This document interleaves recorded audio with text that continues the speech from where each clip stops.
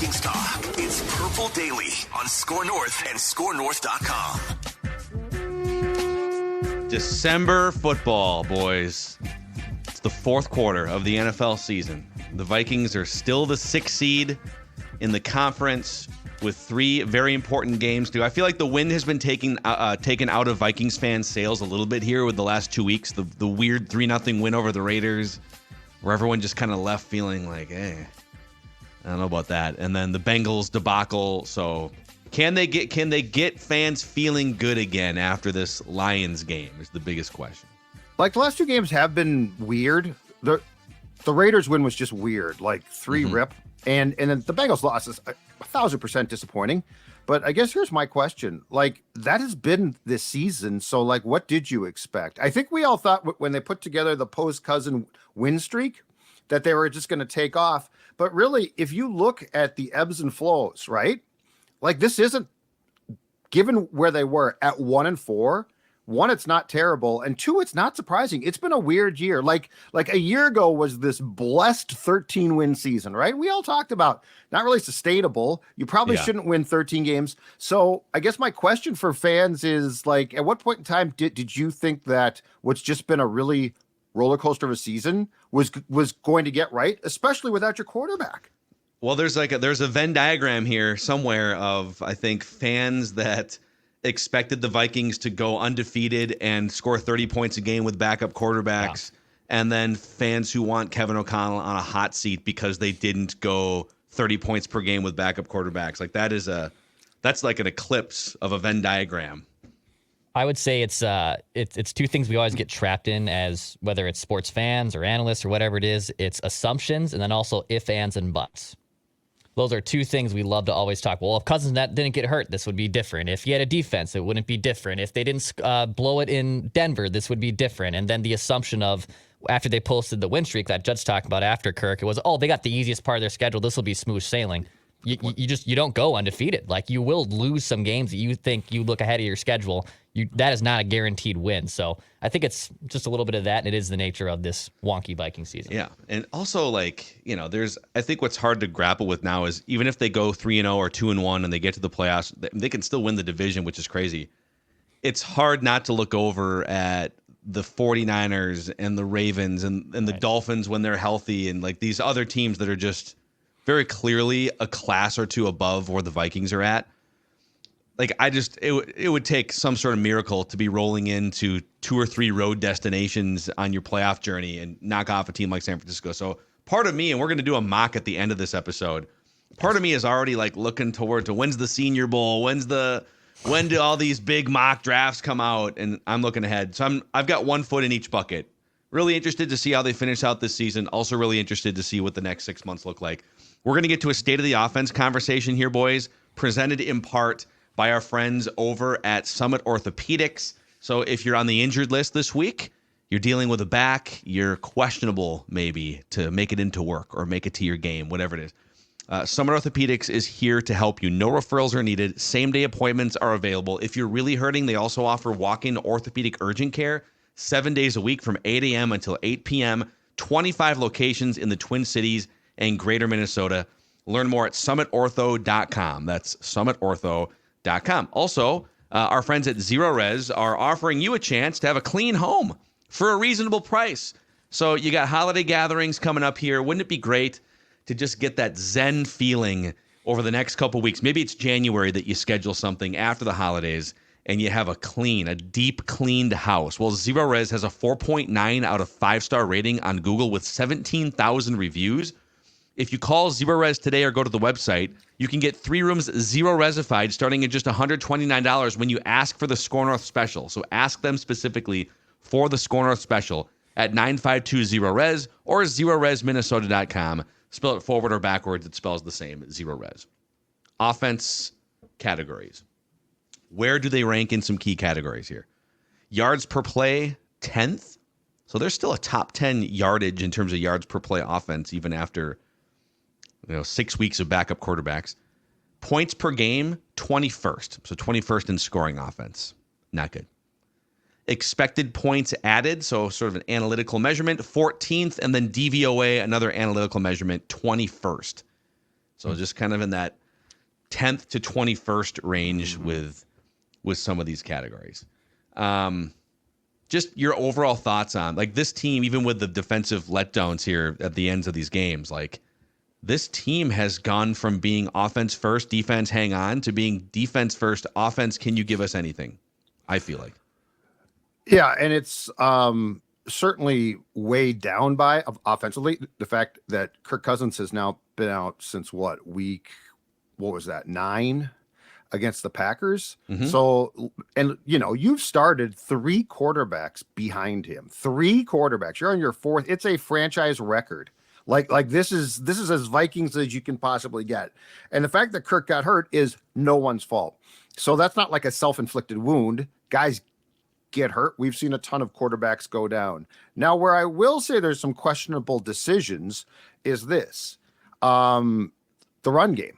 Like when we saw, I mean, I don't know how much longer a lot of people, including the fan base or much of it, had to call for Ty Chandler should be playing more. And O'Connell, and I'm going, it's his baby, so I'm going to blame him. O'Connell seemed reluctant, hesitant, didn't want to play him. Now, when you take Cousins and Jefferson out of the lineup and off the field for an extended period of time, it's going to create problems. No question about it. However, I will say I can't help but feel like the run game, you guys, has been wasted a bit because, by a lot of metrics, as much as fans say, well, the offensive line sucks. No, it actually doesn't suck or has not consistently been bad. And the run actually blocking has been good. So I guess if I'm looking to fault O'Connell for something offensively, it is from a personnel standpoint, it's the hesitation to make a move that a lot of people said, Ty Chandler's got a burst that Madison does not have. That's where I would fault him and say, why didn't you at least experiment with this far more heavily long ago? Yeah. We will get to a little more Ty Chandler fodder here too in this state of the offense, but I'd love to start you guys with a positive category here. All right. We're going to celebrate someone here that maybe hasn't been celebrated enough on this show with all the other topics and discussion points. So category number 1 is Jordan Addison is on pace to have one of the, I would say, 3 or 4 best rookie receiver seasons in Vikings history. Now you get the extra game, so he will get, a 17th game, whereas Justin Jefferson played 16, Randy Moss played 16. So right now, without playing any of the 3 remaining games, Jordan Addison is 3rd all-time in receptions by a rookie wide receiver with the Vikings. Jefferson had 88 in his rookie season. Randy Moss had 69, and Jordan Addison has 62. So he will likely jump over Randy Moss in terms of receptions. For yardage, so he's at 824 right now. I think he gets to 1,000. He'll get to 950 or 1,000 almost certainly, unless there's an injury or something. So let's give him 170 more yards and get him to 1,000. He would then become the 3rd rookie wide receiver in Vikings history to hit 1,000 yards in his rookie year, behind only Justin Jefferson and Randy Moss. Touchdowns, he's at 9. That's currently 3rd best without any more touchdowns, behind Randy Moss's 17 as a rookie, and Sammy White had 10 touchdown receptions as a rookie. Yep. So he is putting together, it's not Jefferson or Moss level stuff here, but he's putting together one of the great wide receiver seasons for a rookie in Vikings history. And he's proving why holding on to that pick and taking him was the exact right thing. Like he has done, I think for the most part, aside from the speeding thing off the field, driving too fast on 94, I think for the most part he has done everything that you could possibly ask, and he is a dynamic player too. Mm-hmm. Like you look at the 2 touchdown catches against the Bengals. Those were plays. I mean, those were big league bleeping plays. Both probably irresponsible passes. And certainly the second one on which Mullins was being screamed at, throw the ball away, and he heaved it up. And I don't know how Jordan caught it. But yeah, this is for 2023 going into 24. This is a pretty nice thing to have. Jefferson, Addison. Jefferson is clearly one of the best in the league, but I think it'd be doing Jordan a disservice to say like, well, he's a definite 2. No, he's probably like a 1B, and he could be. I mean, he eventually, if he's not now, would be a 1A on a lot of teams. So offensively, and it's not again because of injuries all the team's fault. Offensively, they're probably not categorically where we would like to see them right now, you guys. But I will say this. The future, if this is done right, and it appears that personnel-wise they're on the right track, the future is pretty damn bright when instead of saying, well, perhaps KJ can be the second guy, right? Perhaps this guy can be the second. You now go into training camp next season with a definitive 1 and 2, and they are 2 really good players. Mm-hmm. We're in the era of where like wide receivers are obviously thriving. So it's what Jordan Addison is doing, and this is not a knock on Addison. We're seeing wide receivers have huge years, and the numbers he's put up, like it's just been incredibly quiet. It seems like, doesn't it? Like it just doesn't feel like he has those type of numbers, even though he hasn't like made the explosive impact like a Jefferson, a Percy Harvin, a Randy Moss did in their rookie season. I mean, comparing to those 3 guys specifically. But I think what I do like about it is he has stretched fields. You look at the touchdowns he has scored this year; they're from 62, 60, 39, 37, 20. 20, like they're all big time plays. That was kind of the missing piece of this offense, was a guy that can stretch the field and a guy who has getaway speed. And Jordan Addison has that. So that was kind of the missing layer, because obviously Hawkinson, is the safety blanket, and he can get, 8-9 yards, no problem. Justin Jefferson can get open, he gets separation. But the missing piece was a just burner, and Jordan Addison has given the Vikings that in his rookie season.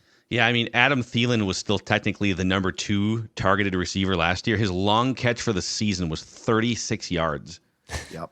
Yeah, and that's then what they were looking for. KJ Osborne had a 66-yarder at one point, but it was basically outside of Justin Jefferson, it was really hard to find 20, 30, 40, 50-yard chunk plays. And Jordan Addison's come in here, and he's added that dynamic. I'll give you another one real quick here in terms of like where his season stacks up. So the last 10 years in the NFL, there's been 12,000-yard rookie wide receivers.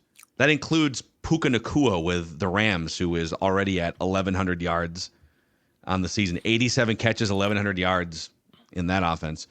So Addison, if he gets there, would be the 13th rookie receiver in the last decade to go over 1,000 yards. And I think even at 9 touchdowns, there's only 3 guys with double-digit touchdowns. So it is one of the. It's not quite like, again, Jamar Chase or Justin Jefferson or even Odell Beckham Jr.'s rookie year. It's not quite that level, but it is a really, really impressive rookie wide receiver season. Usually, it takes guys, unless you're, on that top level, it might take a guy a year or 2 or 3 to kind of really come into his own and be a 1,000-yard receiver, but not Jordan Addison so far. Category number 2 for you. I think this will open up a treasure trove of discussion here and hindsight. Red zone failures have been the difference in the season for the Vikings, and I'm going to bring some data for you. So the Vikings, we've talked about, have 5 turnovers on the goal line, which I can't imagine any other team has turned the ball over in the end zone or at the goal line 5 times this year, but here we are. So there's that. They also rank 26th in red zone percentage, which is just the percentage of trips you're converting to touchdowns. Only 47% of trips to the red zone result in a touchdown for the Vikings. Let's start with those goal line turnovers. So they're 21st in scoring offense.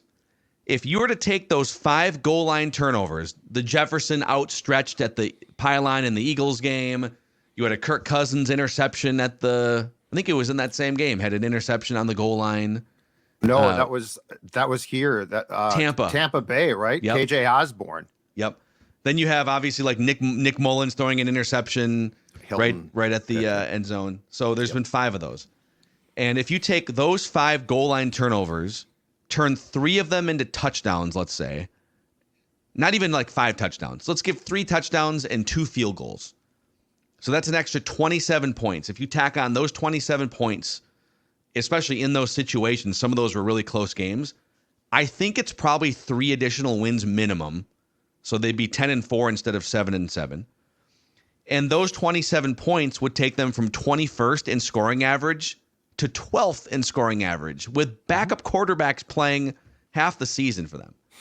So like don't underestimate those goal line turnovers as a huge reason why they're not a 9 or a 10 win team already with 3 games to go, and why they're not a fringe top 10 scoring offense. Yeah, well, and then look at Mullen's first pick, which was picked off by Hilton, which Nick threw into double coverage for Jefferson, and then the second god awful pick is really close to being in the red zone itself. So yeah, they have continually through really some bad mistakes and dumb plays shot themselves in the foot. There is no question. And we could actually get into as well, like if we're going down the path of the red zone play calling as well, we could also get into what they do or don't do there. Like there are areas where Kevin O'Connell and his staff, I think, are going to sit down when they do their self-analysis, right? In January or so, there's a lot of things to go through, like ball security, which, by the way, you do work on. Like this is an inordinate amount. If you cost yourself a game or two, that's a problem. But it's like, okay, it's a game or two. Let's calm down. To what you just said, Phil, this is a issue. Like this needs to be fixed. It can't be like, I hope we don't get unlucky next year. I mean, Jefferson stretching the ball out. I get what he's doing, and T. Higgins did the same thing and scored. But like that is a monumental gaffe. So, and then I think when you look at O'Connell's play calling as well, like are they doing the most they can possibly do? The red zone is a consolidated area. Like you are in a phone booth trying to score a touchdown now. Everyone is packed together. Are you doing the smartest things that you can possibly do to score? Because, it's not running the ball would be really helpful down there, yes. right? And they can barely run the ball in. What do they have, like 3 or 4 rushing touchdowns, not counting Josh Dobbs? And guess who scored a touchdown in the red zone last Saturday? Ty Chandler did. Yep. So, yes, there's a lot of things here that I don't think can be just called flukes. Yes, the ball security thing is unfortunate, but there's a lot to be fixed here, and that is a fascinating stat because, to your point, that's the difference between a division title and potentially missing the playoffs. Yeah. Football is such just a situational sport, and if you're good at situational things, it makes life so much easier. That's where, like, the Vikings defense, Brian Flores has done a great job of just an overhead view of fixing this defense. No one is denying that. But the fourth quarter warts this last few weeks have been awful, right? Like it's kind of diminished what he has been able to do on defense because he's allowed Justin Fields to drive down. He's allowed the Bengals with Jake Browning to drive down, right? Like it's a situational thing. And when you look at the 3 best teams in red zone percentage this year in the NFL, San Francisco, Miami, Buffalo, teams that just are really good at scoring touchdowns. And San Francisco obviously being the best team in the NFL, that's why they're number 1 in red zone percentage too. So there's so many little things that go into it. And I don't like to get too much into ifs, ands, and buts, but I will say the red zone thing has been just an absolute self-sabotage of the 2023 Vikings this season. Well, so let's pick 2 of those teams. So you said 49ers, Bills, and then who was the third team? Miami. And Miami. Well, Miami is explosive in all areas, but just for Buffalo and San Francisco in the red zone, and this is just kind of anecdotal, San Francisco is great at running the ball, and they've got one of the all-time great running backs. They've got one of the all-time great systems for just causing confusion among the defense. But at the end of the day, their offensive line is going to do enough to open up enough gaps for Christian McCaffrey to slither his way through, right? So Christian McCaffrey, I think, leads the NFL in total touchdowns, and a lot of those are rushing. So that's why they get in the red zone. They can run it in. The Vikings, I looked this up. So let's take Josh Dobbs' 3 rushing touchdowns away. That's why it is nice to have a mobile quarterback, by the way, because we found out it's also nice to have a pocket passing guy. If you could have both, a guy that can make some throws in the pocket and get out and run. So take Dobbs' 3 touchdowns away for a second rushing. The Vikings have 3 other rushing touchdowns, 2 by Ty Chandler, 1 by Cam Akers. Their starting running back, who's carried the ball 168 times this year, Alexander Madison, has 0 rushing touchdowns. And you wonder why your red zone offense is garbage. And some of it's offensive line, some of it's scheme. The Buffalo Bills just discovered their running game for the first time, which is great. And James Cook's been amazing, especially last week. But they have a quarterback, Josh Allen, who's one of the most athletic freaks in the entire league. He has 11 rushing touchdowns. So at least like the Bills, who are not up until like 2 weeks ago, have not been a great running team.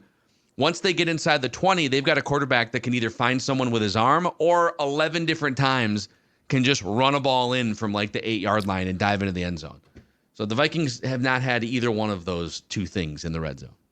I'd love to see Madison's statistics as well, like carries and touches within like the 5, because it feels like he certainly had chances. Like he has not been iced out.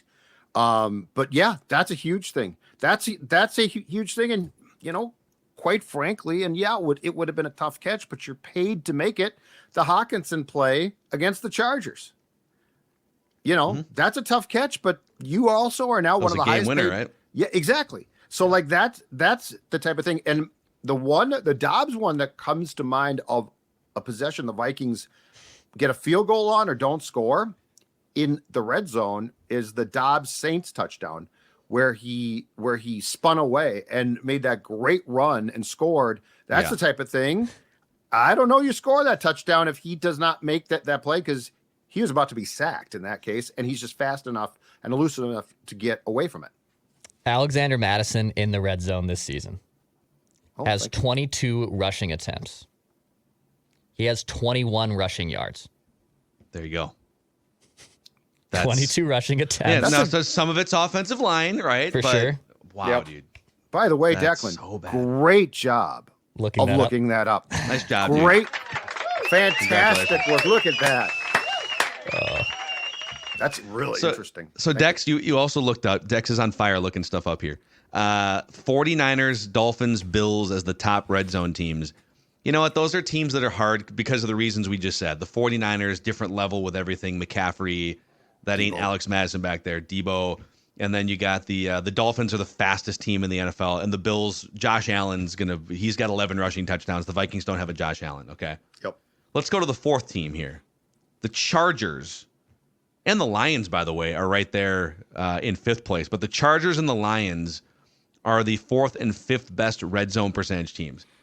So let's start with the Chargers for a second here. They've converted 65% of their red zone trips into touchdowns. 65%. Vikings are 47%. That's the difference between 8 touchdowns if you take the Vikings' 44 trips. Yep. An 8 touchdown difference. Now I get it. Justin Herbert, athletic, keeps plays alive. And I would take Justin Herbert over probably a healthy Kirk Cousins. People might debate that, but it's nice to have Justin Herbert. But if the Vikings could convert at the level of the Chargers in the red zone with those 8 extra touchdowns, and some of them are swapping out turnovers, some of them are swapping out field goals, let's call it like 40 or 50 more points if you were to convert at that level, you'd be solidly like the 7th or 8th highest scoring offense in the NFL with backup quarterbacks for half your season. Yep. So and last year, in a season in which they won 13 games, the Vikings touchdown efficiency in the red zone 63.2%, 8th. Yep. Yeah. So again, some of it's on, like, of course, because you have backup quarterbacks, you're not going to convert touchdowns at as high of a rate. But I would say, cool, but you can run the ball for more than 21 yards on 22 carries inside the red zone if you're Alexander Madison. Yeah, but to that point, Tampa Bay, Philadelphia, the Chargers games, those are all with Jefferson and Cousins. Yeah. So you're like this point cannot be just strictly attributed to once Kirk got hurt, it went in the tank. They were shooting themselves in the foot in a 1-4 start in which their star receiver and starting quarterback were both playing. Yeah. And if you look around the league, okay, teams that are ahead of the Vikings by a large percentage in red zone conversions. I mean, the Cleveland Browns are 10 slots above the Vikings. Well, they've used 4 quarterbacks. They dusted off Joe Flacco, for God's sakes, off his couch, and now he's gonna lead them into the playoffs. So, again, scheme, offensive line, running game, quarterback. There's all sorts of members of this pie chart of blame, but the red zone problems have been the biggest thing to shipwreck them. Okay, next category here. Ty Chandler. Let's go back to him for a second. In case people didn't hear this a couple days ago, just to illustrate Ty Chandler compared to Alexander Madison. And I don't think Alexander Madison should be benched forever. He shouldn't be deactivated. There's a role for him. It's kind of like the role he played behind Dalvin Cook. Couple times a half, bring him on in, get him, 5 to 7 carries maybe. But it should be a fraction of the carries of the starting running back and touches and targets, right? So yards per touch, and this is Madison the last 2 years versus Chandler in his only year. I think he got like 6 carries in the last game last year. So let's just say Chandler this year, Madison last 2 years. Chandler 5.1 yards per touch, Madison 4.3. Explosive play rate, so 15-yard gains per touch. Ty Chandler 8%, Alexander Madison 4%. So he's double the explosive play rate. And then if you look at their current PFF grade for this season, out of 61 qualified running backs, Alexander Madison is 53rd out of 61. Ty Chandler is 13th out of 61 qualified running backs. I don't know what more evidence you need to see at this point. Explain this to me. Explain this. I don't know what's happening. Yeah, this is a head scratcher.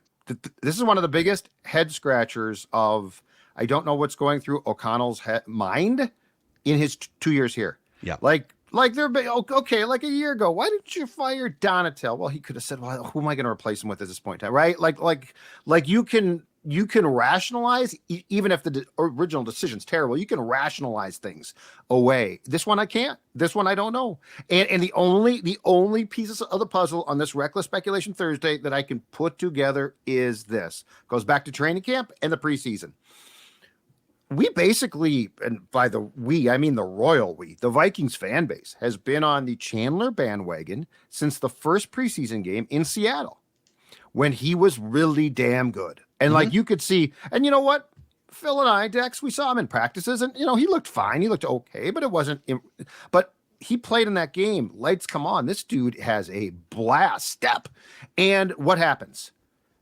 Immediately after the game, O'Connell's like, well, we need to see this every day. We can't just see this when the lights are on. When the lights come on in that preseason game, pressure packed. And so I said, so a couple of days after in the press conference, I asked him, I said, like, what's up with that? Like you were like, are you not seeing things? Because you don't make an eternal optimist, which I think publicly KOC is. You don't make that comment unless something bothers you. And he tried to downplay it, but I think he didn't. Whatever he saw, whatever he didn't approve of, whatever he didn't like, has been a problem here. And I don't know what that is, but that's the only, and it's a hard one, rationalization that I can use.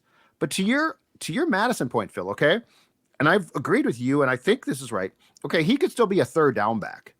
But here's what I really don't get. And I know he's a pro. Like, he is a pro. He works hard. No one's questioning that. But he should be a poor man's Chester Taylor. And he's not even that or even close because he doesn't catch that well. Correct. So yes. So I really, the only thing I can think of is that there was some type of bias about Chandler that we don't know about, that Kevin O'Connell didn't like, and he didn't play him until he was absolutely forced to. That does not absolve the decision. I think a lot of it was pass protection, because that's it, obviously when you have Kirk Cousins and Nick Mullins are going into the season. Those are your two main quarterbacks until both guys got hurt and then Dobbs came in. Those guys aren't going to move away from pressure as easily. So you need your running backs to be able to step up, identify who they're supposed to be picking up, right? Absolutely. And we saw some of that go awry in practice during training camp with our own sort of semi-trained eyes with Ty Chandler. But he's gotten better at that throughout the year. I'm using eye test and Pro Football Focus here. But in the pass protection snaps, they really shielded him early in the year. In fact, through the first 9 weeks of the season, he was only on the field for 5 pass protection snaps.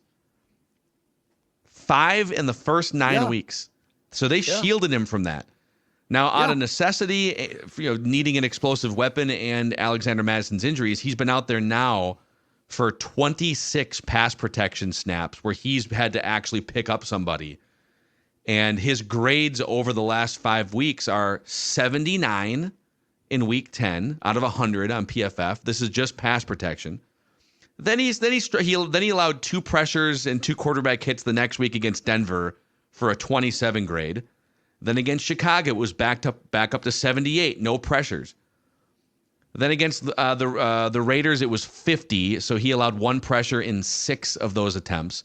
Last week, because he was the bell cow guy last week, he was out there for 10 pass protection snaps where he's not running a route. He's in there. 0 pressures, an 85 grade out of 100. So I know we're like getting really in the weeds here, but the thing that prevented him from getting on the field early in the season, he's getting a lot better at, and he's more explosive than Alexander Mattison when he gets the ball.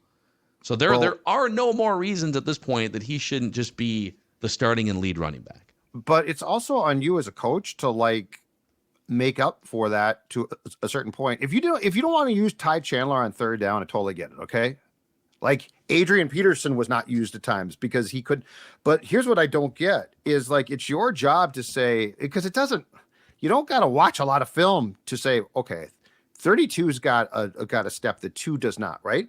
But why wouldn't you have used at some point in time, or at least mixed in on first or second down, 21 personnel and used football CJ Ham with Ty Chandler and a tight end, Jefferson, like Addison. Yeah. But I mean, why wouldn't you use like it's not That's what the Dolphins do.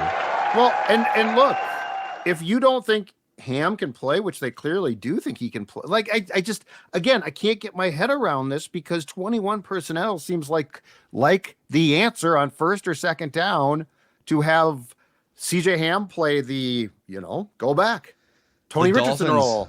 The Dolphins run more. The Dolphins run on first down when you can just choose whatever. This is, on 3rd and 2, you're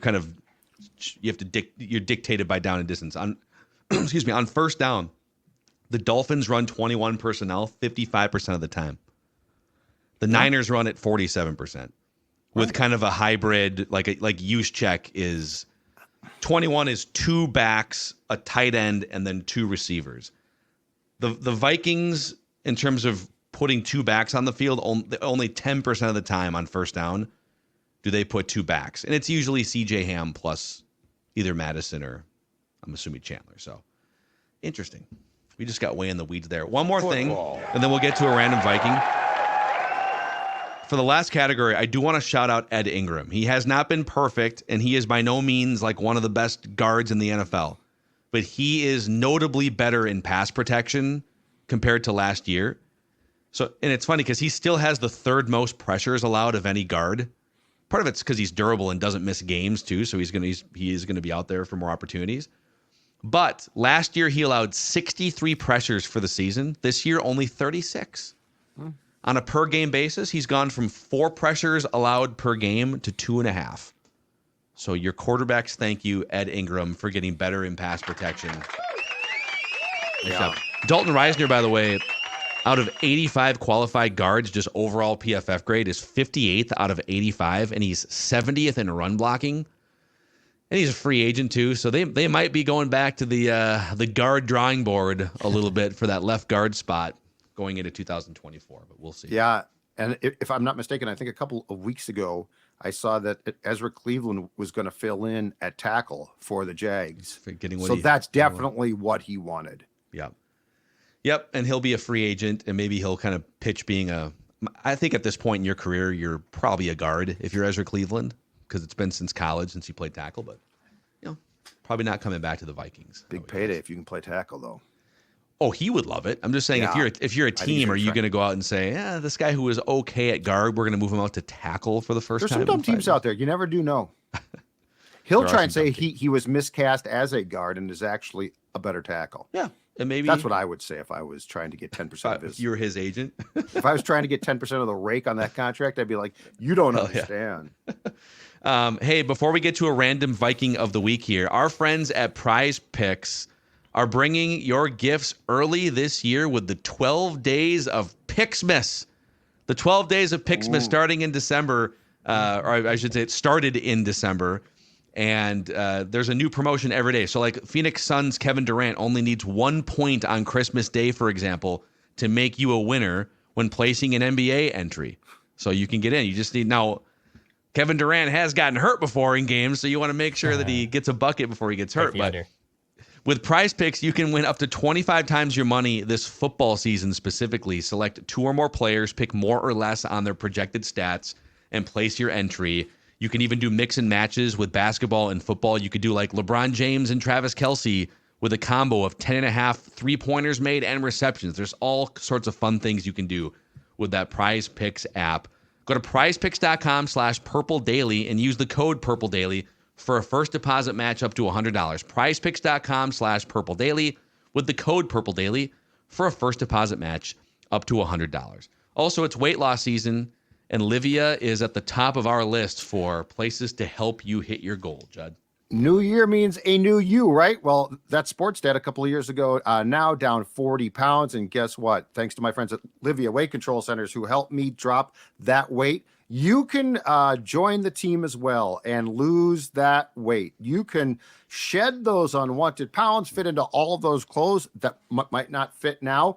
Get off your couch and get into a healthier and happier you by joining a weight loss program that's been voted the best in the state for 3 years running. That's right. You join now. By the way, you're going to get your first 8 weeks for free. How does that sound for New Year's? Happy New Year's. Merry Christmas. Happy holidays. 8 weeks for free. Sports dads like Santa Claus. Livia.com, Livea.com. 855-GO Livea. Livia.com is where your weight loss journey starts. It's almost time for Maya Mackey to come running up the steps, do a big stretch. Oh, boy. And then start excitedly asking for her Nutrisource chicken and rice. Nutrisource is the official dog and pet food of Purple Daily and Score North, gentlemen. And we love our doggy kids, right? We absolutely do. Tell me we do, because at 6:30 this morning, that little one, Stella, right there, got off the bed and started barking. And I'm like, I know what you want. Let me sleep. And she said, absolutely not. Get downstairs. It's time for my Nutrisource breakfast. Yeah, sometimes it's hard getting Vinny is doing this thing, especially late at night, where he wants to go an extra potty break, like right as mom and dad are about to fall asleep. Usually we take him out around like 9:30. It's his last potty break. But he's been waking up like around 11, where he's like, oh, one more time. And then he gets zoomies outside at 11 o'clock. I'm like, hey, buddy, this is a little bit much. Well, guess Big what guy. can get him back in the door? Hey, little Nutrisource. Hey, come here. Come on, let's go to bed. Shout out to Nutrisource. NutrisourcePetFoods.com, where you can find a Nutrisource retailer like a Chuck and Don's somewhere near you. So, okay, random Viking of the week time here, where we put our heads together in a clash of historical wits. Declan will be throwing out the clues today because I beat him on Colin Leffler, longtime Vikings That was long his name. snapper last week. I wrote down in my notes long snapper because I forgot his name. So Colin Leffler. I would say he's the most notable, second most notable long behind snapper Morris. in Vikings history, behind Absolutely. the superstar. Yeah. Absolutely. The disrespect that Declan gives to the long snapper here is really disturbing. In the new era, I have 11 points. Judd has 10. Declan has 5. All time before we started competing all three against each other, Judd had 62 or has 62 all-time wins. Declan 31 all-time wins. I have 18 all-time wins. So Declan's going to throw out some clues. Judd and I can throw out to 3 incorrect guesses before we are eliminated as we compete against each other. If one of us hits that third, we're out. The other person wins automatically. Colin Leffler, Brett Favre, Willie Offord, Michael Jenkins, and Emir Smith-Marset are the most recent Random Vikings. So here we go. Okay. All right. All right. cheating, no First clue for you guys here. This random Viking was born in New Orleans, Louisiana.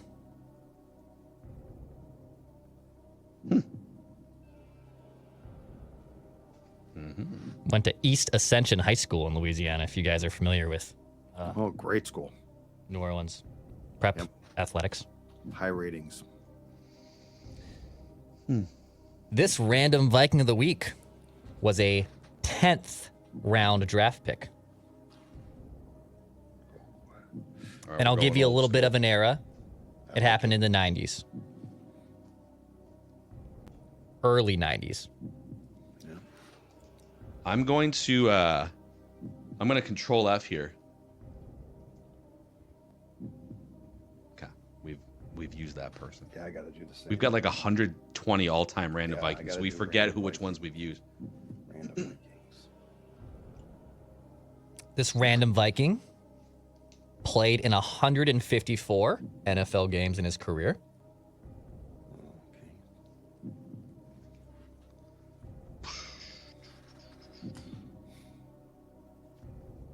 he made 82 starts in his NFL career.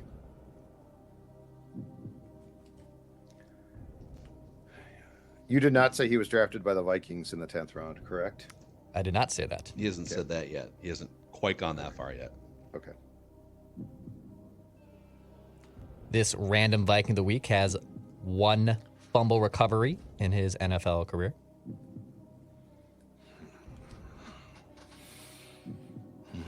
Okay, that's an interesting one. Oh, hold on. Interesting. I think I have a guess, but I want to hear one more clue.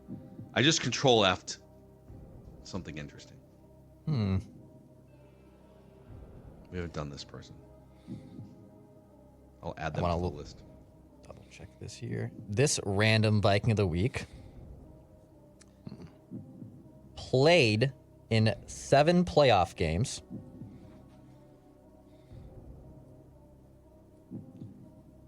All of them, or no, excuse me, not all of them.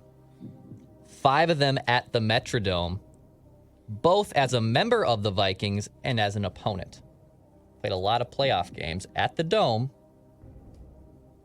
Some as a Viking, some as an opponent. Is it? I don't think this is right. Is it Jake Reed? Jake Reed. I don't think he was that late of a draft pick.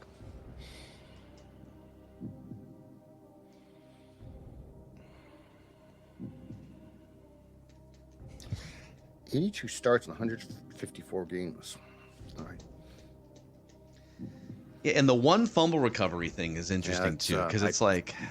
No, I think that's a rope-a-dope right there. But it says something. It says. Oh, it does say something, but I think it might not say what I think it means. This random Viking of the week, his lone playoff touchdown did come as a member of the Vikings in the Metrodome. All right, I got. Oh, wait. Hold on a second here. Hold on. I gotta make sure we haven't done this guy yet. Okay, I don't see him. Is it Darren Sharper? Darren Sharper. No. Okay. Because he'd have more than 1 fumble recovery, right? Yeah, I think so. And he was. Okay, go ahead. Sorry. Nope. Oh. My bad. One more thing. One more thing. Look that up. This random Viking of the week was teammates with Jake Reed. You mentioned Jake Reed. He was teammates with Jake Reed. Okay, I'm going to control one more time here. We have done that person. Yeah, that was a dumb guess. 5 playoff games at the Dome. His last NFL game in his career that he played was at the Metrodome. And it was in the playoffs. Okay, I need to think outside here. Well, so they were hosted. They would have hosted in. Okay, so that's either in that year or that year. No. What do you played that long?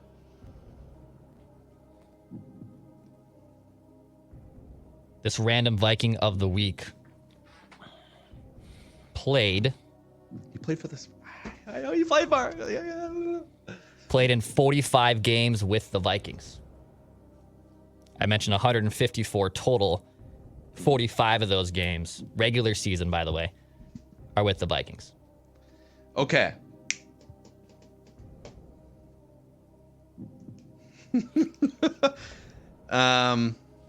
No, dude, it's not him. There's no way it's him. I'm gonna kick myself. Played with Jake Reed. Okay. Did he play with Jake Reed with the Vikings? Yeah.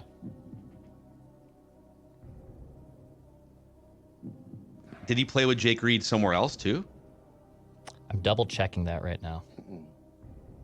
I'm gonna add. He did. Todd Bauman. Todd Bauman. St. Cloud's proud. No, it's not Todd Bauman. He probably recovered more than 1 fumble himself, right? Quarterback, because he played enough. I know. I'm on it right now. I know a secondary team that Wait. this person played for, and I can't. Wait, so he played with Jake Reed in Minnesota and elsewhere. Correct. Okay, 1 fumble recovery. This random Viking of the week. Get ready to shout out if you know the answer. Caught touchdowns from the following quarterbacks: Randall Cunningham, Brad Johnson, Jeff Blake, Aaron Brooks, Jeff Hostler. Hostetler. Hostetler.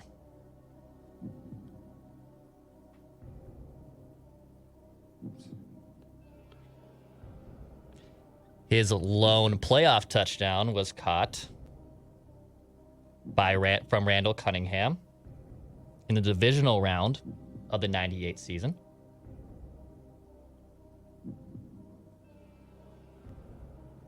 Oh, hold on. Well, I have another guess too, but let me just Control F. No, it's not that one. Oh, He recorded 24 touchdowns in his NFL career. I don't know why. A third guess burns me here, though. This random Viking of the week wore the following numbers: This is great, by the way, Dex. 87, 82. Steve Jordan. Steve Jordan. No. It's a tight. Is it Andrew Glover or? Andrew Glover. God dang Okay. it. Andrew Glover. Gosh, dang Steve it. Jordan was a career Viking, right? I think so. I had Andrew it 5 or Glover. 6 clues ago. I had it as pass catcher, leaning tight end, who played for Saints and Vikings, and couldn't think. I was like, Carl-Lester Crumpler? Who are their tight ends? Congratulations, Judd. Judd backdoors a victory here on. Well, at least I got it after you guessed wrong. So No, you should feel pretty. I good. feel a You little bit like you were I feel sniffing like around this it. bit of vindication. Andrew Glover is the win here. Dex, that was really good. I got to give you credit. That was really good. That was well I'm just done. marking it in our notes here. So it'll be my turn next week. Judd picks up, let's see here, his 11th win in the new era, which ties me in his 63rd win all time. Congratulations, Judd. Good, Dad. Thank you. Thank you very much. Presented by our friends over at Federated, this random Viking of the week today. Federated Insurance here to help protect your business, looking out on the horizon like a great offensive line so you can sit back there as the quarterback business owner and do your thing. Federated's been around in the state of Minnesota, working with all other states as well, business owners everywhere, since 1904, based in Owatonna, so they are one of us, so to speak.